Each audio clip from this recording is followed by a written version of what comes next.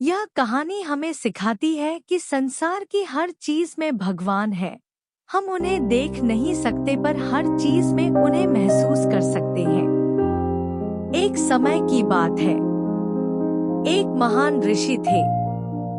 उनका 12 साल का एक बेटा था, श्वेतकेतु। श्वेतकेतु अपना ज्यादातर समय दोस्तों के साथ खेलने और मस्ती करने में बिताता था।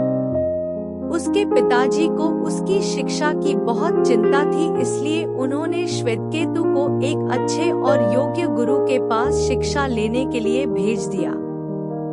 कुछ समय पश्चात श्वेतकेतु अपनी शिक्षा पूरी करके अपने घर वापस लौट आया। उसके पिताजी को यह महसूस हुआ कि श्वेतकेतु को अपने ज्ञान का बहुत घमंड हो गया है। वह जानते थे कि इतना अहंकार उसके लिए ठीक नहीं है। यह उसे जीवन के सच तक नहीं पहुंचने देगा। उसे समझाने के लिए एक दिन उन्होंने उसे अपने पास बुलाया और पूछा, बेटा, क्या तुम्हें वह मालूम है? न सुनाई देने वाला भी सुनाई दे, न सोचे जाने वाला भी सोचा जाए, और जिसे नहीं जाना जा सकता उसे भी जाना जा सके। श्वेतकेतु के पास अपने पिताजी के इन सवालों का जवाब नहीं था। उसके पिताजी ने उसे समझाते हुए कहा, इस मिट्टी को देखो। जब कुम्हार इससे घड़ा बनाता है तो इसका रूप और आकार बदल जाता है, पर असल में वो घड़ा होता तो मिट्टी ही है। इसी तरह इस संसार की सारी चीजें उसी एक भगवान के अलग अलग रूप, रंग और आकार है। सब में वही एक भगवान है। जिस तरह मिट्टी के बिना घड़ा नहीं हो सकता, उसी तरह भगवान के बिना ना तो संसार हो सकता है और ना ही इस संसार की कोई चीज।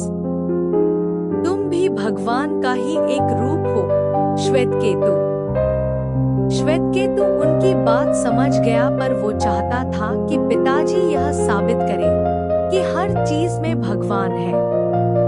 पिताजी ने उसे बरगद के पेड़ का एक फल दिया और उसे काटने को कहा। श्वेतकेतु ने ऐसा ही किया।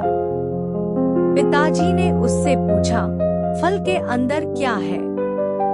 इसमें बीज है पिताजी, श्वेतकेतु ने कहा। फिर पिताजी ने कहा, अब इस बीज को काट कर देखो, इसमें क्या है? इसमें तो कुछ भी नहीं है पिताजी, श्वेतकेतु ने कहा। जिसे तुम नहीं देख पा रहे हो वही शक्ति, भगवान, एक बड़ा सा बरगद का पेड़ बनेगा, पिताजी बोले। अपनी बात साबित करने के लिए पिताजी ने उसे एक और उदाहरण दिया। उन्होंने श्वेतकेतु को पानी से भरे एक बर्तन में थोड़ा नमक डालकर मिलाने को कहा। फिर पिताजी ने श्वेतकेतु से पूछा, क्या तुम पानी में नमक देख सकते हो? नहीं पिताजी, श्वेतकेतु ने कहा। पर नमक का खारापन पानी की हर बूंद में है। ठीक इसी तरह संसार की हर छोटी से बड़ी चीज में भगवान है। वो मुझ में भी है और तुम में भी है, श्वेतकेतु। श्वेतकेतु ने अपने पिताजी की शिक्षा के गहरे सत्य को समझते हुए यह अनुभव किया कि भगवान सभी चीजों में है, खुद उसके अंदर भी।